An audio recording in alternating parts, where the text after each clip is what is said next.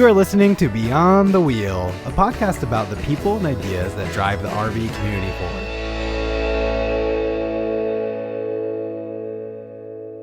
Hi, Chris. Welcome to the show. Can you tell us a little bit about your background and a little bit about H3R Performance?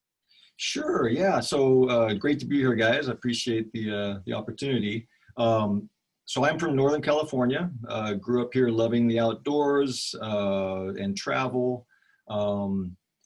Have some experience with RVs. Had a great trip in my young adulthood in a very nice, luxurious RV, and I can see the appeal of our RVs definitely. But my love of travel actually took me overseas in my career. So I went to Japan, worked for a major automotive manufacturer there. Actually took me to Europe after that. And one of the things that I brought back with me was the realization that in those countries, in many countries, fire extinguishers are required in vehicles. And that's not the case here in the US, although I think it is required for RVs. But in any event, ironically, I ended up working for the H3R group, which is involved in fire protection. A little bit about those companies.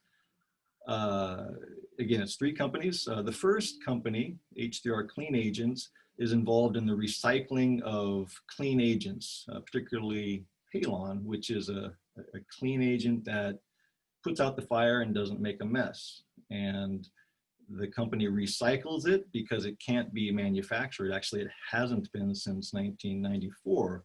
Wow. Because it hurts the ozone layer. Okay, so the responsible thing to do is to recycle it, which that company does. We then sell it to the aviation market because it's a required product. We sell it to the aviation market through H3R Aviation. And back in 2005, we had the realization that, hey, this product is good stuff. Let's sell something similar to the automotive aftermarket. And that's how H3R Performance was born. So we take a similar product to what's sold to aviation and we offer it to the automotive aftermarket. So, will there ever become a time that you won't be able to recycle it anymore? It seems like a strange problem to have, that you're not allowed to produce more of it, yet it's required in aviation. It's a really good question. And people have been expecting, looking to the demise of halon since 1994, and it hasn't happened. There are alternatives that have been developed, and in fact, because eventually, yes, halon will go away. So what we offer to the automotive market is a halon alternative called Halotron, and it's similar to, it works in the similar way to halon, and basically it puts out the fire and doesn't leave a mess. So we aren't using halon in the product that we offer to the automotive market, but it's similar in how it works. So it's an odd thing. You mentioned that overseas everybody carries a fire extinguisher, but here it's not required. You would think that would be required here. I know when I first started driving, I had an old 1971 Datsun Z. I don't know if anybody remembers those vehicles, but I carried a fire extinguisher with me, maybe because the car was older and I just felt like it was dangerous.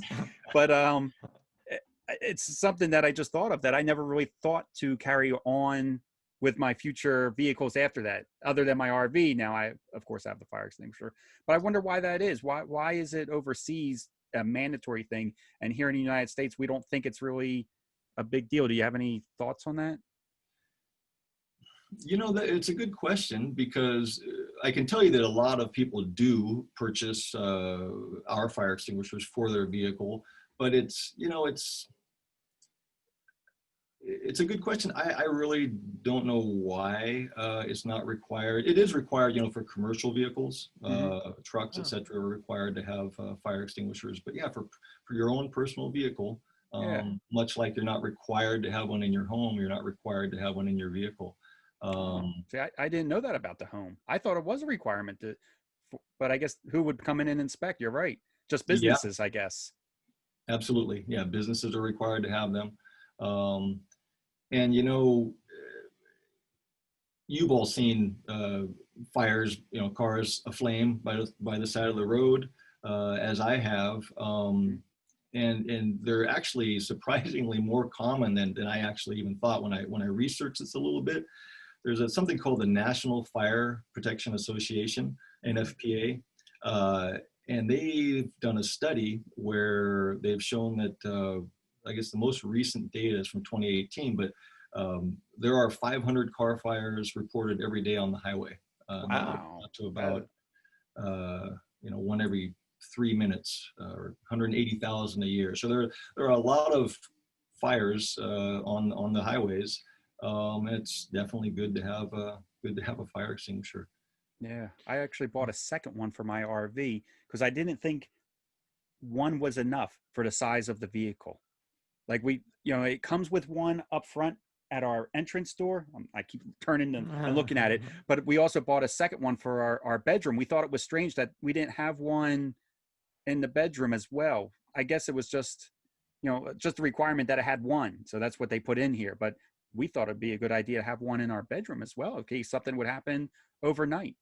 Yeah, you're right. The requirement is one, and it should be mounted. When I say the requirement, so it varies by state, I think, to some extent. But the National, again, Fire Protection Association code, I think it's 1192 for RVs. That code requires one to be mounted within 2 feet, 24 inches of the main entry and exit of the vehicle. But yeah, that's the minimum. It makes sense to have another one. It makes sense to have one, within easy reach of the driver. If you've got a kitchen in your RV, anytime you've got an open flame, that's something to be aware of. And yeah, having when you're sleeping, having it in easy reach makes a lot of sense. Yeah, I think we've touched on this a little bit so far, but in an RV, and I see that picture of that RV behind you, RV owners really do need to be vigilant in fire protection, because all the ones I've seen on fire have burned like super quick. So if you don't have a fire extinguisher handy at the moment that fire starts, that's probably the last time you're going to see your RV. Yeah, it's such a good point. When you do a search online for images of RV fires, there are just dozens and dozens of them, and they're pretty horrific. And an RV is an automobile often, or it's towed by one. So fires do happen, and they happen for even new vehicles have fires. You get in an accident, crumple zones are great, and cars are much more safe than they used to be. But if you're in an accident, you get a damaged battery, fuel lines can crack, and flammable liquids.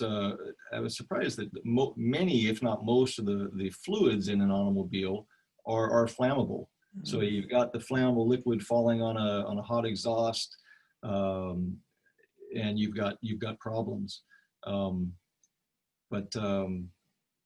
Yeah. What was your question again? Well, I'd like to add to that also, Chris, is that most RVs have all the same liquids, at least the motorized ones, as a vehicle would. Plus the RV propane is mostly made out of wood, which is kind of it doesn't go well with fire. Let's just say. Yeah, it's one of the images I came upon talked about how an RV was basically overheated going up a mountain pass, and fire started. So there are lots of reasons, and just like I don't know about you, but one of the other causes of a common cause of a fire is you take a pit stop, you pull over to the side of the road, and you happen to park over some dry grass. I seldom, frankly, I got to be more aware of this, but I seldom pay too much attention to that when I pull over to the side of the road. But you know, a catalytic converter can get up to 2,000 degrees. And studies have been done that have shown that, you know, as low as 300 degrees for 10 minutes can start a grass fire. And if you increase that to 500 degrees, it takes seconds to start. So, you know, it can really happen before you know it. And, you know, God forbid it happens and you're out of the vehicle, boom, your RV can be gone. So yeah, quick. Is there what do we need to consider when we're purchasing a fire extinguisher? I mean, because like RVs, they not only have the fluids that you would see in an automobile, but they have propane and, you know, maybe some other flammables that are in the, like, I don't know what a Truma on-demand water heater system has in it, but that has some chemistry in it as well that might be flammable. I'm not sure. So and we're what cooking in our RVs too with yeah. different Oh yeah, grease fires and grease things. fires and things like that. So what should a person consider before purchasing a fire extinguisher? well, I think the first thing, and we've covered this a little bit, but you can't go wrong getting an A, B, C rated fire extinguisher. So A is for common combustibles like wood and paper and plastics. B is for flammable liquids. And C just means the extinguisher won't conduct electricity back to the operator. So you're not gonna, you know, if it's a live electrical fire, you're not gonna get shocked. So the ABC is kind of the standard, and that's what the NFPA code calls for, right? So that's essential. That's this fire extinguisher. It's about this size. It's 1A 10 BC rated. You know, weighs about in total about 5 pounds or so. So that's your standard, and that's what's required. In addition to that, you know, what we recommend, excuse me, is to have a clean agent fire extinguisher as well, because the clean agent fire extinguisher, although it doesn't have an A rating, it's flammable liquids and it doesn't conduct electricity.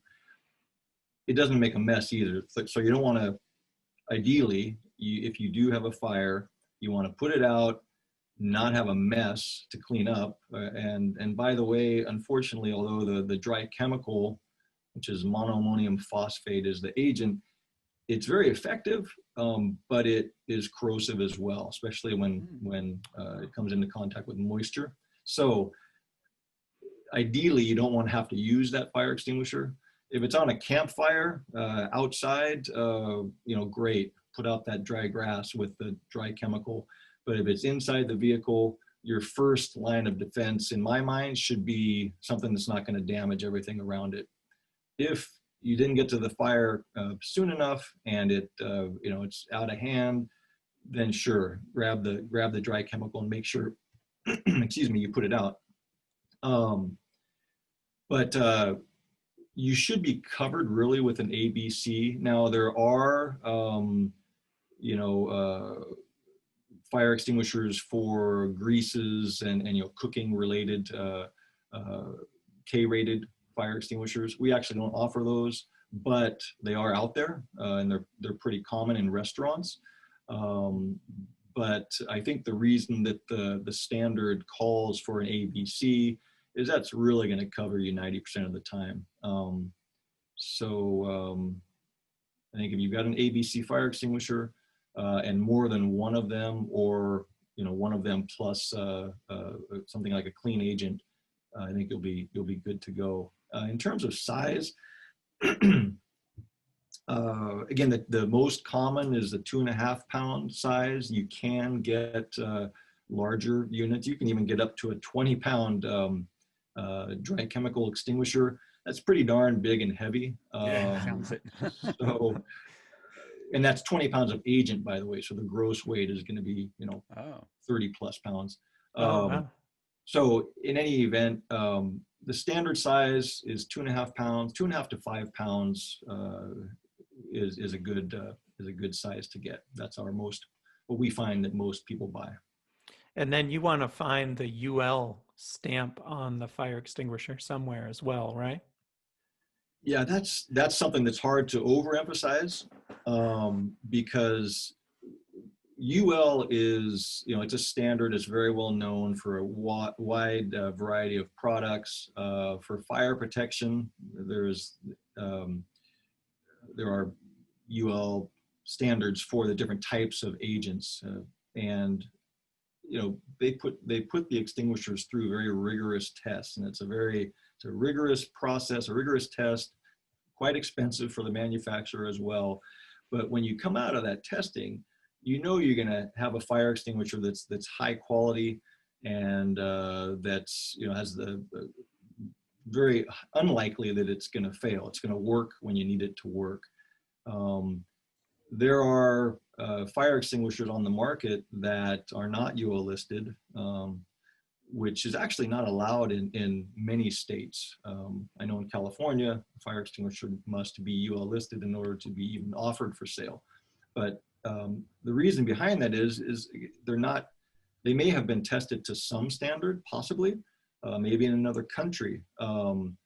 But you can't, if what you're told you need is an A, B, C rated fire extinguisher, what that means is that it's a UL listed ABC, and frankly, that's what it is. It's a UL listed ABC fire extinguisher. Someone might say that this product is good on an A fire, but when they do that, they're also supposed to say, well, what's the rating? So is it 1A, is it 2A, is it 3A? And unless you're testing to the same standard, any number that's given to that rating doesn't make, is useless, because it's not the same standard. Yeah. So a UL listing is very important. Another thing is that some of these non-UL listed fire extinguishers you don't know what kind of quality you're getting. For example, there are discharge times that are mandated. There are discharge ranges. So for example, a UL listed fire extinguisher says it has to shoot at least 8 feet, for example. So you need to stand back 8 feet from the fire. Well, why is that important? Well, when you're fighting a fire, I know that I want to be as far away as I can. Yeah. And there are fire extinguishers out there that aren't UL listed that require you to be as close as 2 feet to the fire. Wow. And then on top of that, so the discharge range is not very, very long. You got to be 2 feet from the fire. And then on top of that, they have discharge times. In other words, how long it takes from when you squeeze the trigger or deploy the extinguisher, however you do that. You've got to be, how long does it last? So you'd think longer is better. So one of them that I'm aware of says this lasts for 50 seconds, 5 times longer than the typical fire extinguisher. That's great unless you think about it and you realize, so I've got to be standing next to the fire for 50 seconds, or I could use this other extinguisher and stand 8 feet back and put out the fire in 8 seconds. So, yeah.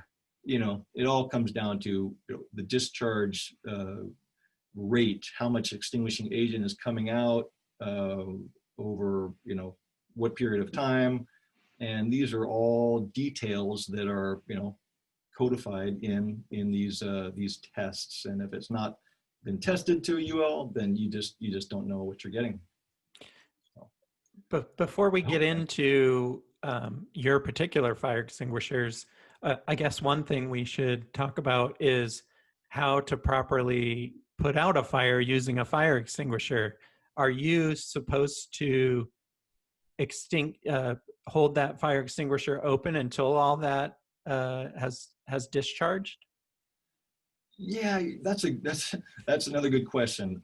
So what the extinguisher label or nameplate says, right, is it has, I don't know if you can see this or not, but it has instructions on how to use the extinguisher.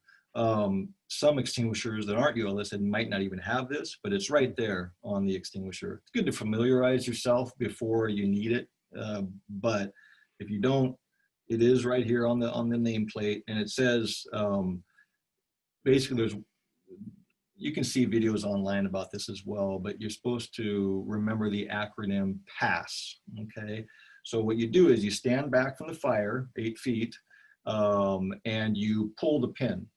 All right.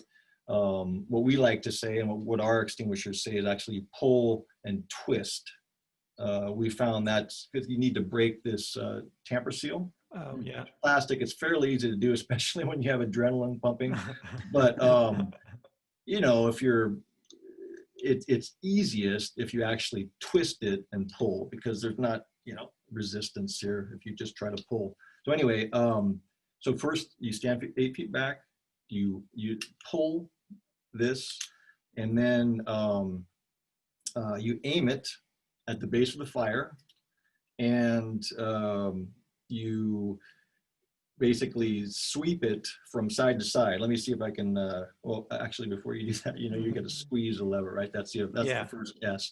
So squeeze the lever and spray it from side to side. Ideally, you're not going to start and stop.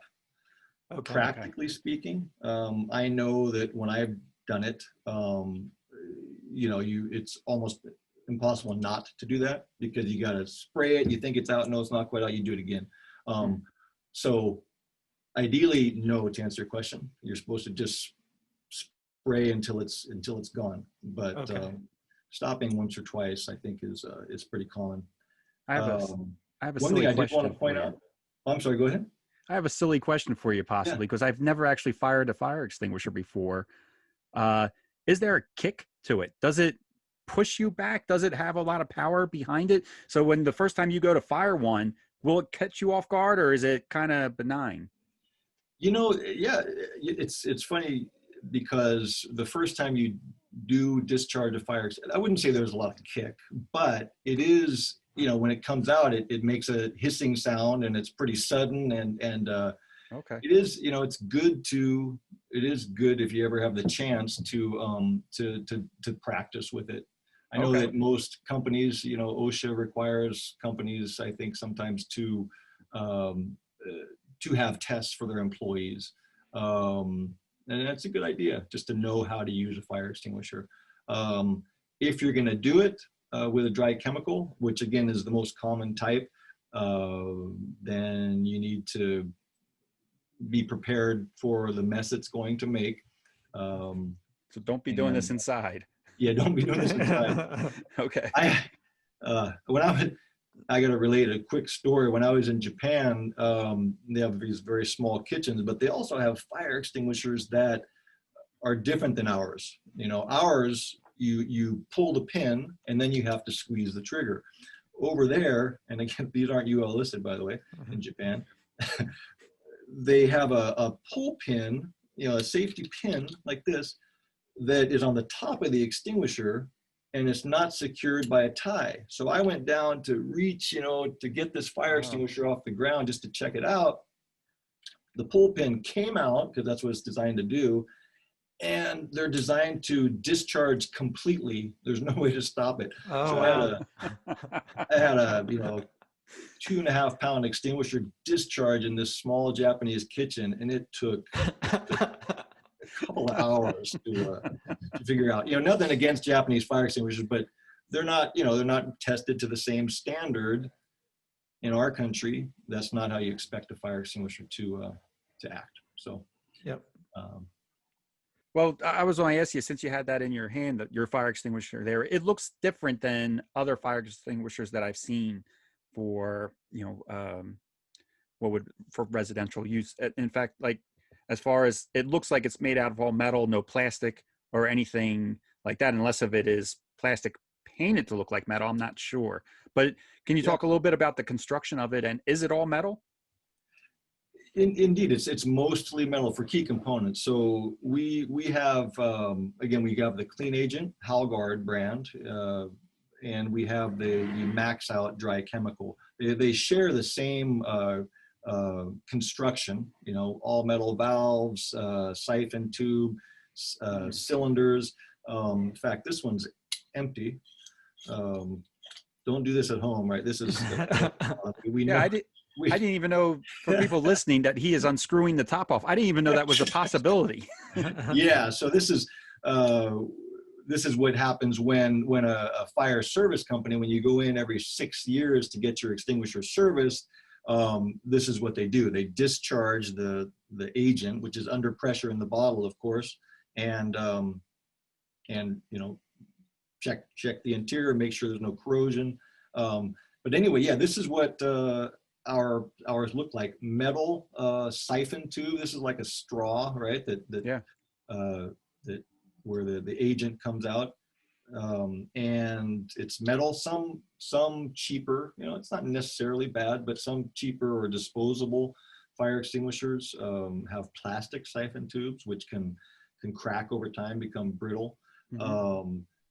And there are, you know, aluminum discharge nozzle. We've got the aluminum valve, the handle. So these can all be plastic in some fire extinguishers. And again, that's not necessarily a terrible thing if it's a disposable fire extinguisher. But if you want something that's going to last, look for a fire extinguisher that's, in addition to being UL listed, it's got all metal construction. I mean, yes, this gauge is plastic, mm-hmm. but pretty much everything else is metal. So Chris, is that refillable? Like if I would use it once, I could do what you're doing. Well, maybe I couldn't do it, but you could take it to somebody, or somebody could recharge that extinguisher and use it again? Absolutely. So our extinguishers are rechargeable, and there are others on the market that are rechargeable. Some are the cheaper extinguishers are usually not rechargeable. They're disposable, and the code calls for them to be taken out of service after 12 years and disposed of. Ours, you know, I've got extinguishers that are 20 years old. They, as long as it's properly maintained, then, you know, and I'll get into that, but they can last almost indefinitely. Shall I cover a little bit of the inspection and maintenance requirements? Sure. Definitely. Yeah. So, I'd never look at my fire extinguisher, so I'm pretty interested in this part myself. Yeah. So again, if it's a disposable fire extinguisher, you need to make sure that it's the maintenance is fairly basic for any type of fire extinguisher. Check it every month, at least, as a minimum. And by the way, I should say that fire extinguishers in the U.S.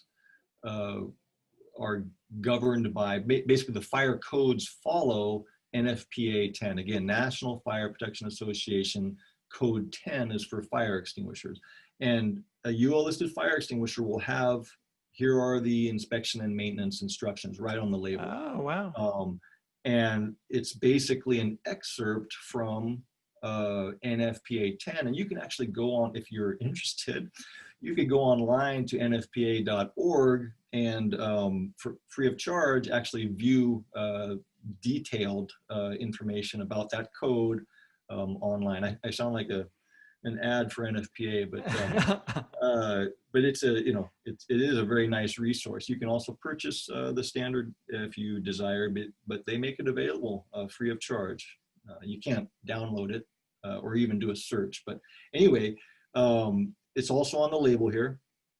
And so what it says is that basically every month at a minimum, you need to check it, make sure it's not obstructed, right? If it's 2 feet from your door and you've got something in front of it where it's not visible, then that's an issue. So that's once a month. And you need to, it's also pick it up, make sure it's not damaged. So you look at it, yeah, it's fine. These things can get kicked, knocked around a little bit. Hopefully you have it mounted, right? Some people, actually in the past, I've been one of these people, but if you have it in your vehicle and it's not mounted, it can roll around in your trunk and get damaged. But hopefully you've got it mounted. Still, you should take it out of the mount, check it for any damage, check the gauge to make sure that it's charged, right? It should read at about 12 o'clock in the middle of the green zone at 70 degrees. So that's important. This one clearly is not charged because it's got a hole in the bottom. But anyway, yeah, so that's basically it. Making sure that it's charged and not damaged. And that's just a quick inspection every month. I should say that if you're going to, and I know this happens, right, in some states get very hot in the summer inside a vehicle.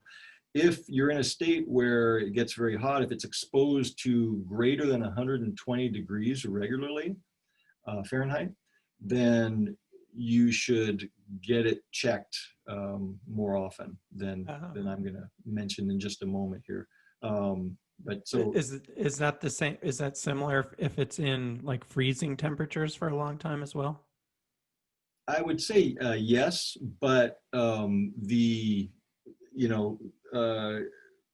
these things are designed. The dry chemical ones go down to -65 Fahrenheit. Oh wow, that's a lot. Yeah. So you can use it in very cold weather and store it in very cold weather without too much worry.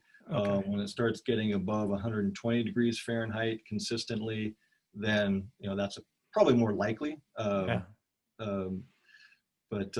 Yeah, so once a month, check it. Once a year, do the same monthly check on the 12th month, and then also weigh the extinguisher.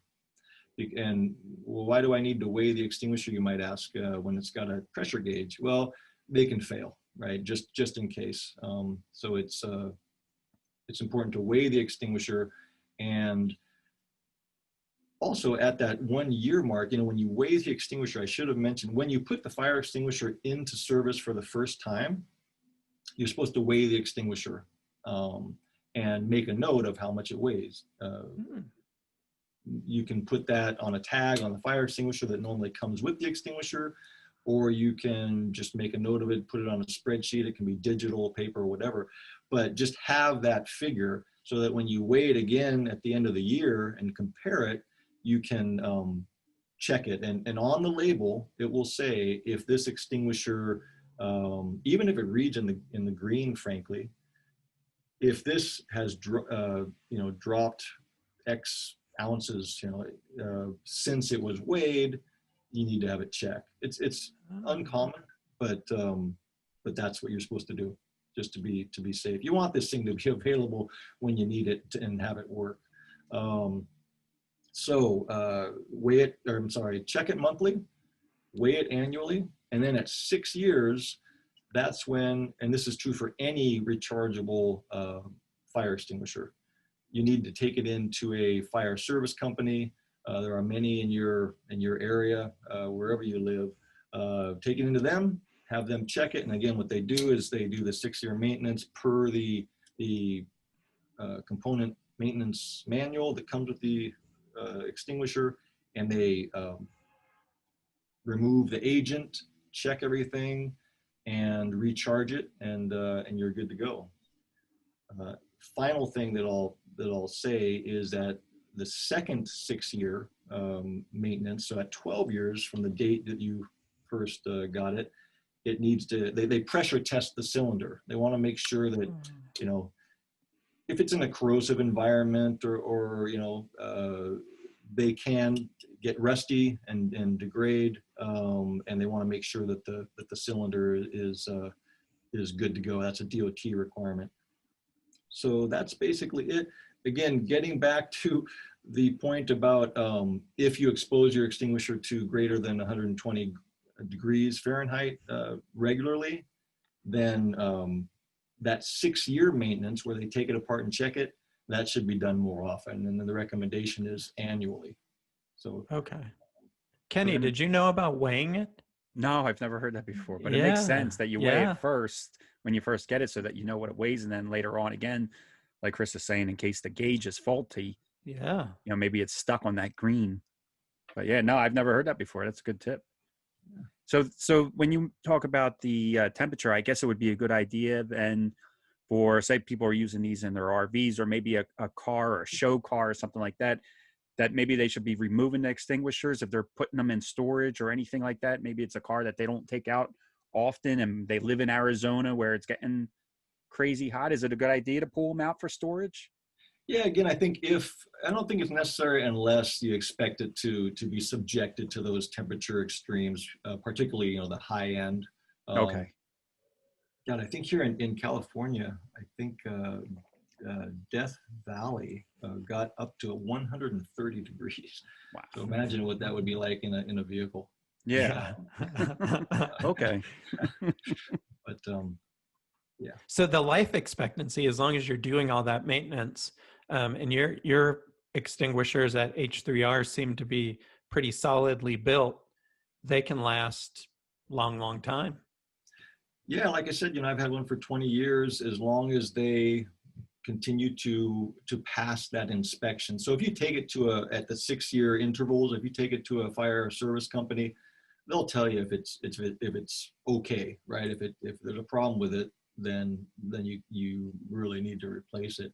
But yeah, it will last many years.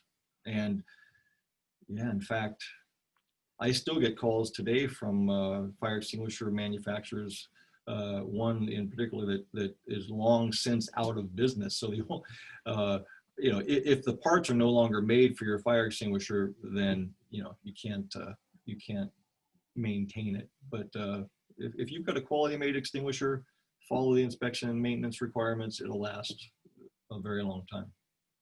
I have a maybe a possible silly, dumb question again for you, Chris. I'm sorry, but you had talked about the mounting bracket.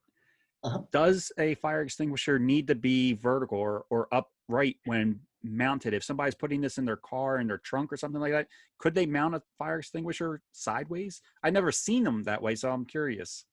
Yeah, you know, it's perfectly fine. Okay. I think you know, you're probably not going to want to mount it upside down.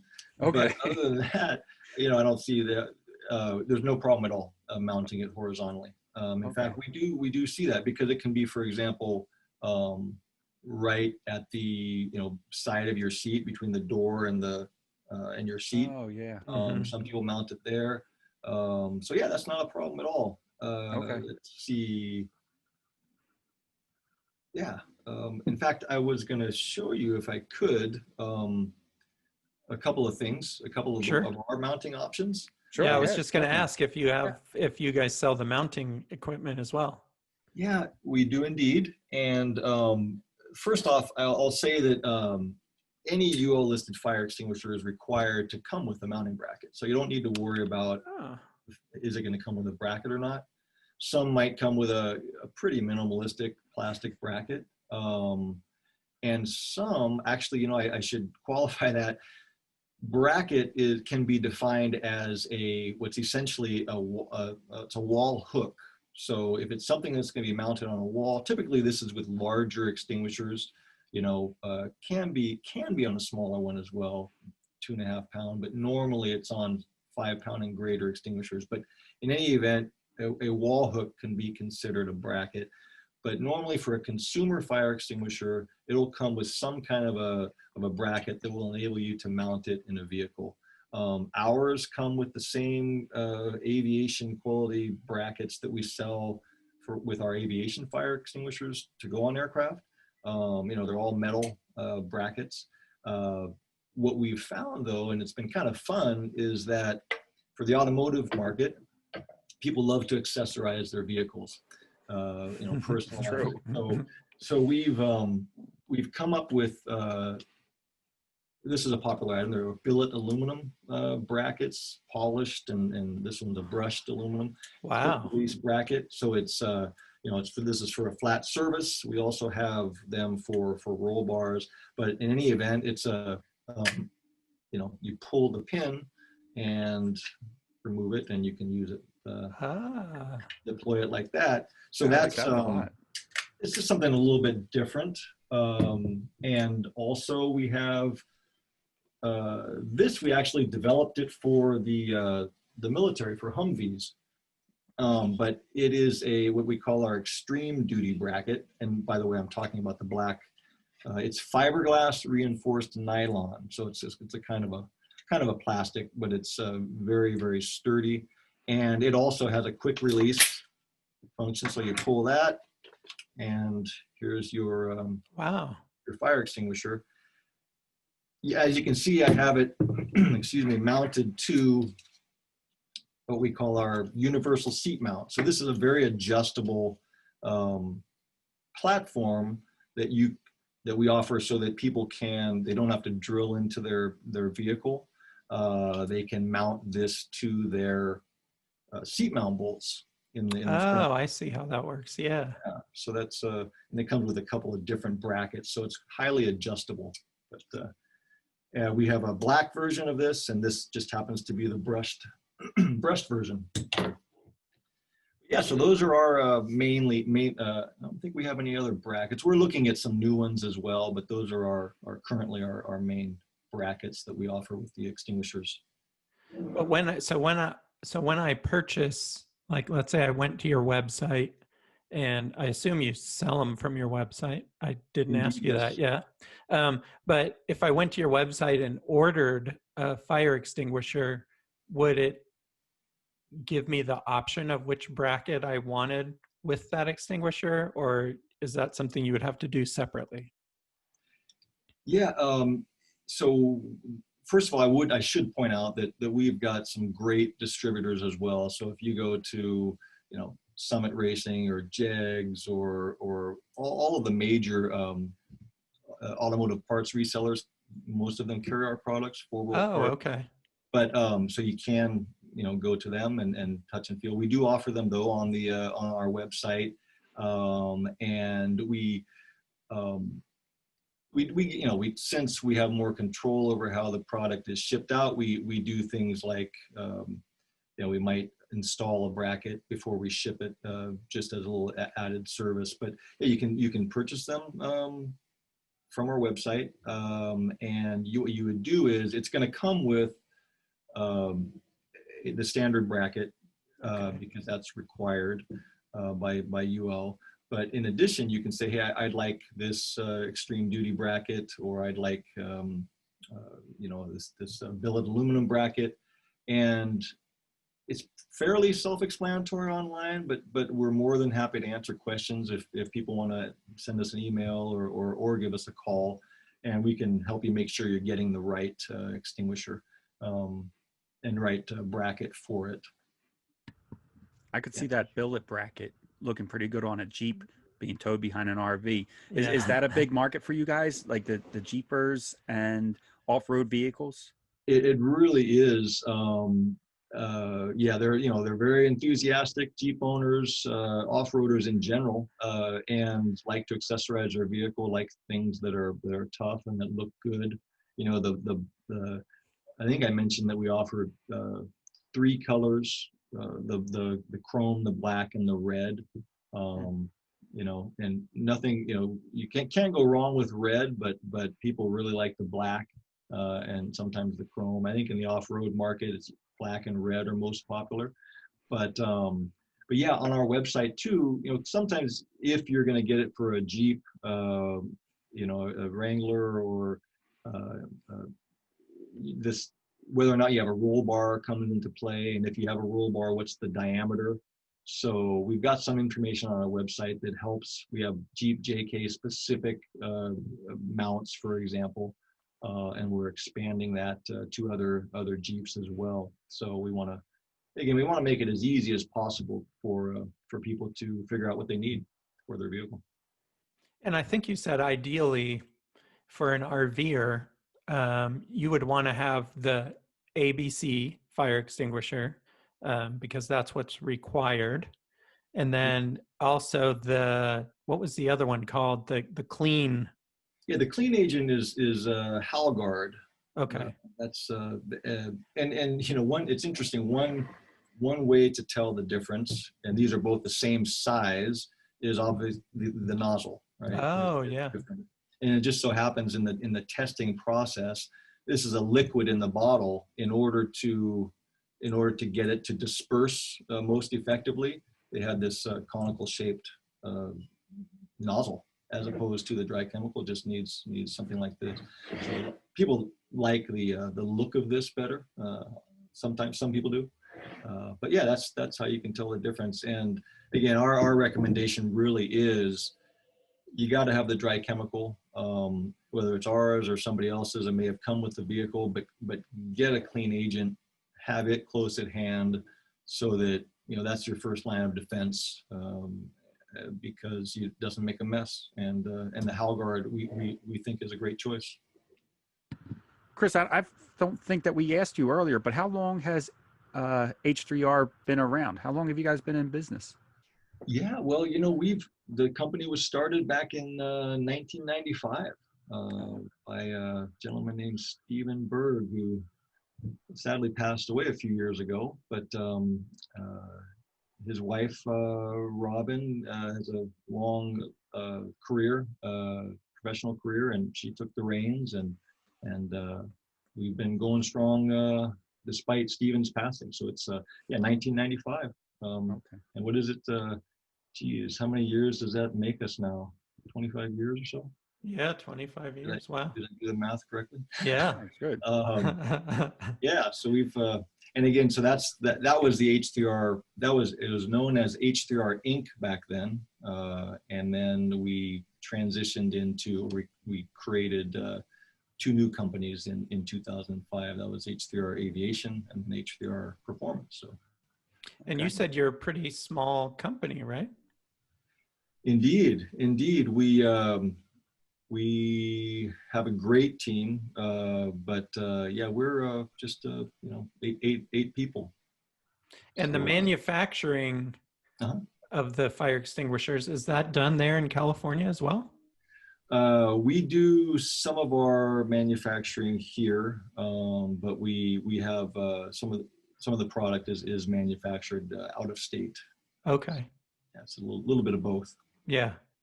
What have you guys found as far as marketing that works for you? Have you? Is it Facebook ads? Is it YouTube? Is it Instagram? I don't know. Is it commercials on TV maybe, or is it shows like showing up in person and showing people like a hands-on demonstration? That good question. It's a little bit of all of those, except for maybe the TV advertising. But I think what's most effective is word of mouth, and frankly, this podcast or YouTube reviews we've found where people can actually see people talking about it and see the product. Again, we've been fortunate enough to have our distributors and dealers do a great job at this. We also have had opportunity to get reviews from YouTube influencers.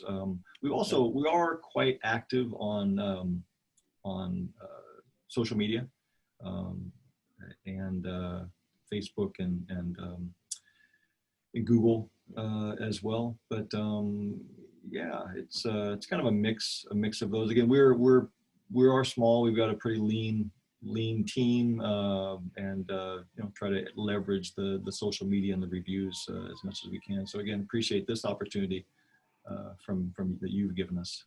And I was going to say, you might be surprised though that I don't think we've ever had anybody say that they use TV commercials. I think everybody that we spoke to in the last 2 years, Sean, have all said it is very similar to what Chris just said. It is a lot of the social media presence.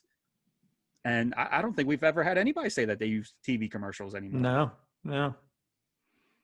Wow. Yeah. Well, times have changed. Again, I come from an automotive background way back when, and yeah, that was much larger budgets, and automobiles clearly are TV advertising is more important. But when you get down to these kind of specialty products, there's nothing better than hearing people talk about their own experience. So that's why we try to do a good job with customer service, and we've got a generous return policy.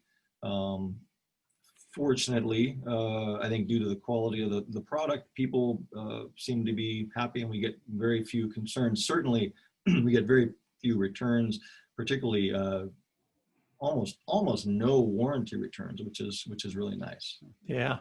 That says a lot about That's a your good sign, yeah. manufacturing. Yeah. Yeah. How is that Halotron? Am I saying that right? Halotron?